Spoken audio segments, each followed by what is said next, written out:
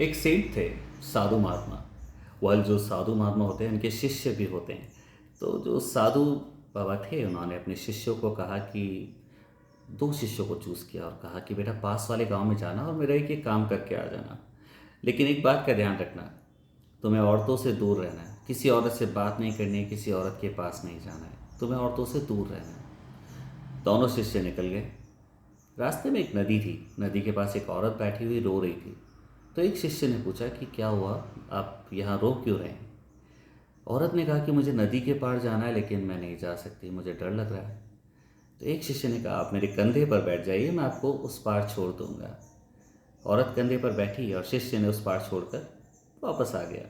अब जो दूसरा शिष्य था बड़ा ही नाराज सा, मगर बात नहीं कर रहा, कुछ पूछ नहीं रहा, बिल्कुल बात नहीं की पूरे रास्ते।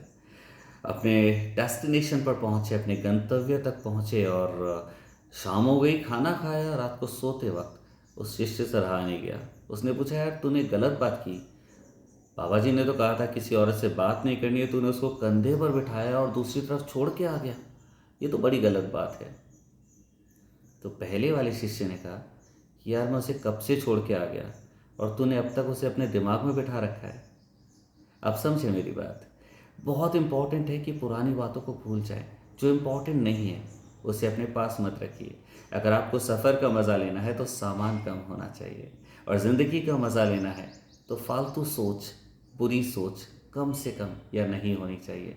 आप छोड़ दीजिए उन सारी पुरानी बातों को जो आपको दुख देती हैं, दर्द देती हैं, तकलीफ़ देती हैं। ज़िंदगी को जिएं, भरपूर जिएं।